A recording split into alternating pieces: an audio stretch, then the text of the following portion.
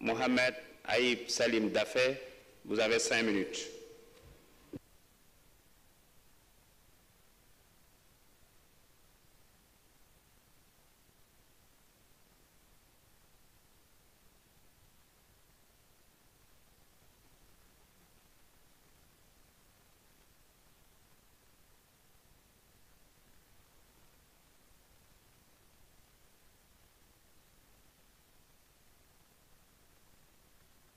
Micro.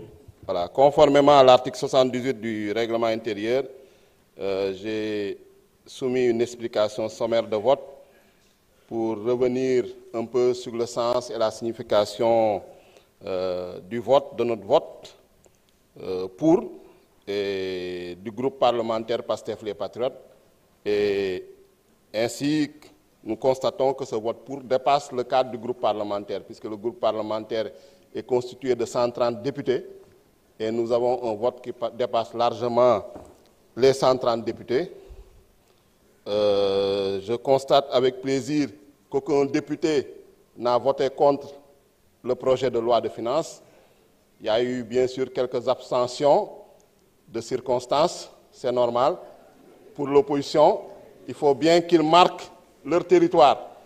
Et nous vous reconnaissons ce droit, chers opposants. Même si, en commission, la plupart d'entre vous avaient voté pour le projet de loi.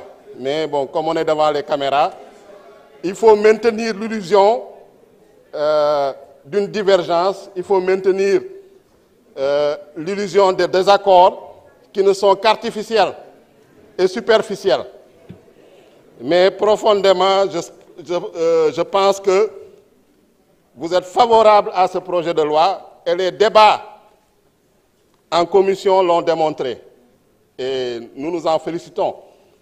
Et en commission, durant, en tout cas, pour la LFI 2025, nous avons constaté quand même une bonne participation, un débat courtois, un débat cordial, avec aussi bien les membres du groupe Takoualou et les non-inscrits. Tout à l'heure, effectivement, j'ai cité nommément mon collègue Abdoumou pour dire qu'il s'était abstenu lors du vote hier.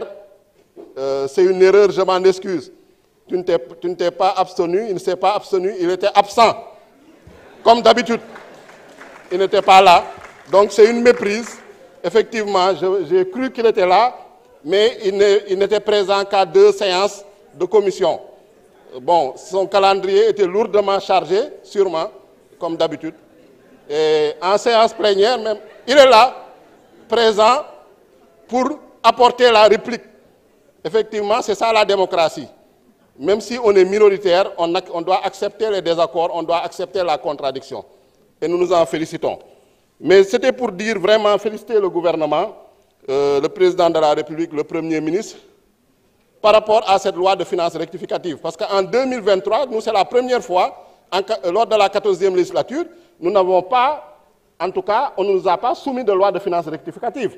Pourtant, les conditions qui nécessitent la loi de finances rectificative étaient réunies. Par exemple, l'équilibre budgétaire ou financier avait été bouleversé, les recettes avaient augmenté ou diminué de manière substantielle par rapport aux prévisions de la loi de finances initiale. Par exemple, on escomptait des recettes par rapport aux hydrocarbures, notamment l'exploitation du pétrole et du gaz. Ces recettes-là avaient été retardées au vu du retard du démarrage de l'exploitation du pétrole et du gaz. Malheureusement, à cette époque-là, on n'avait pas, en tout cas, ce respect de la loi organique relative aux lois de finances, qu'on dénonçait régulièrement par rapport au manque de sincérité, en tout cas, ce respect également de la loi portant code de transparence dans la gestion des finances publiques, qui, comme l'a rappelé le ministre des Finances, en son article 1.7, c'est une loi 2012-22, exige du gouvernement, d'un nouveau président, quand il est installé, de faire une revue des finances publiques. C'est ça, en fait, qui a nécessité l'audit des finances publiques que le gouvernement a fait et qu'il a publié en toute transparence, en attendant, bien sûr, que la Cour des comptes donne son avis. On a reproché au ministre des Finances et du Budget de n'avoir pas soumis la loi de finances rectificative précocement. Mais le ministre des Finances et du Budget, je vous rappelle, s'était présenté pour le débat d'orientation budgétaire.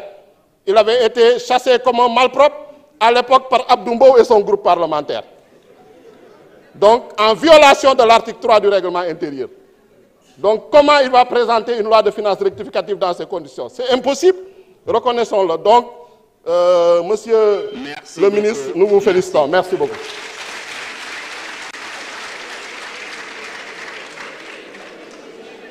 Merci beaucoup. Donc,